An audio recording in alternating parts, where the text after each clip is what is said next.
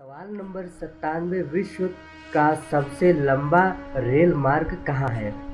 इस सवाल का जवाब है ट्रांस साइबेरियन रेल मार्ग विश्व का सबसे लंबा रेल मार्ग है जो पूर्व सोवियत संघ के देशों से गुजरता है।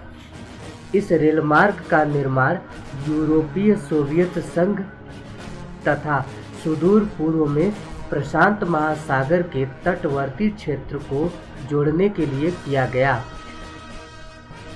यह रेल मार्ग साइबेरिया के आर पार होकर जाता है, अतः इसे ट्रांस साइबेरियन नाम दिया गया है। यूराल पर्वत के पास चेलियाबस्क से प्रशांत महासागर में व्लादिवोस्टोक तक साइबेरियाई क्षेत्र में इस रेलमार्ग की लंबाई 7,407 किलोमीटर है। मॉस्को से अंतिम स्टेशन नोधक तक की लंबाई 9,438 किलोमीटर है। मॉस्को से इस सुदूर स्टेशन की यात्रा विश्व की सबसे लंबी यात्रा है। इस यात्रा के बीच में 97 स्टेशन हैं तथा इसे पूरा होने में 8 दिन लगते हैं। सवाल नंबर 98।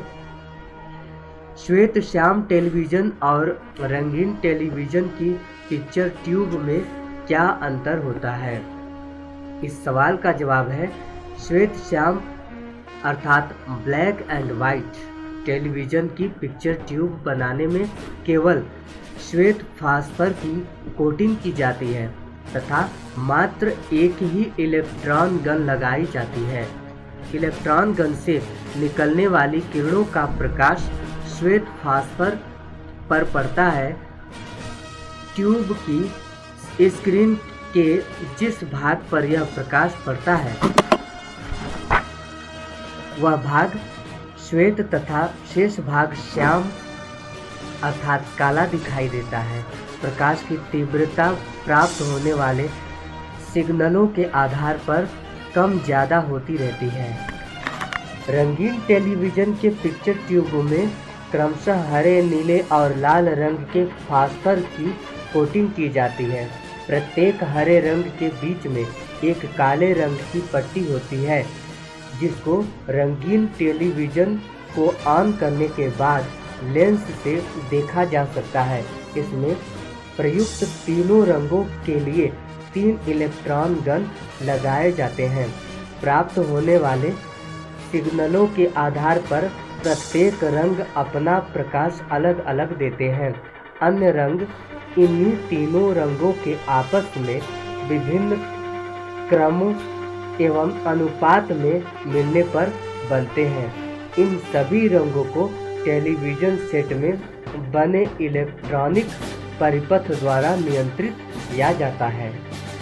सवाल नंबर 99। चट्टानों की आयु कैसे मापते हैं?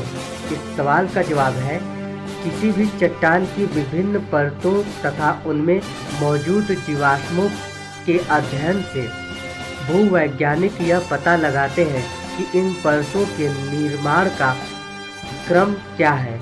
आमतौर पर यह माना जाता है कि सबसे निचली परत सबसे पुरानी होगी।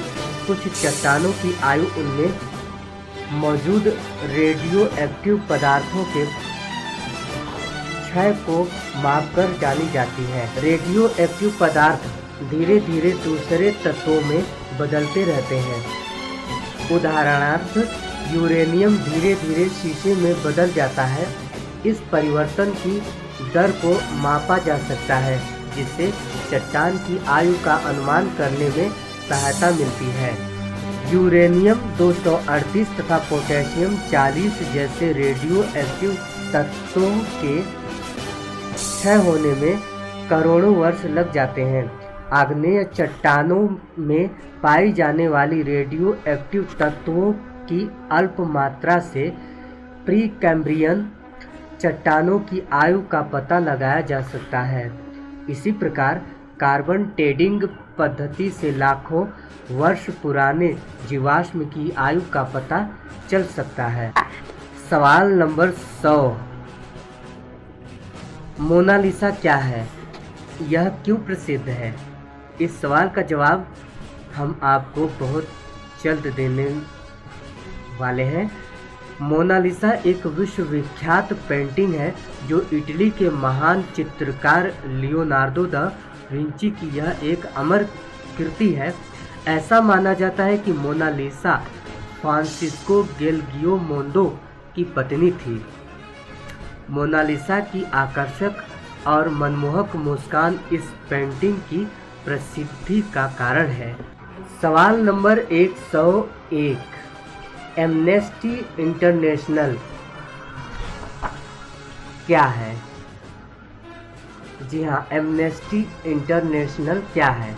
इस सवाल का जवाब है एमनेस्टी इंटरनेशनल मानव अधिकारों की सुरक्षा करने वाला एक अंतर्राष्ट्रीय संगठन है। इसकी स्थापना 28 मई 1961 ईस्वी को एक ब्रिटिश वकील पीटर बेरेंसन द्वारा जारी एक अपील के द्वारा लंदन में हुई। इसका मुख्यालय लंदन, ब्रिटेन में है। विश्व के 150 देशों के लगभग 5 लाख लोग इसके सदस्य हैं। वर्ष 1977 में इस संगठन को नोबेल शांति पुरस्कार दिया गया। सवाल नंबर 102 है, लाल सागर को लाल सागर क्यों कहते हैं? इस सवाल का जवाब है लाल सागर संसार के वैयक्तिक जलमार्गों में से एक है। मिस्र का सिनाई प्रायद्वीप इसे उत्तरी छोर से स्वेज की खाड़ी और आकाशा की खाड़ी में बांटता है। लाल सागर सिनाई प्रायद्वीप के पश्चिम से स्वेज की खाड़ी और स्वेज नहर द्वारा मेडिटेरियन समुद्र से जुड़ा है। लाल सागर का नाम इसमें पाई जाने वाली लाल भूरी काई की वजह से पड़ा, जो गर्मी में इसकी सतह पर उगती है।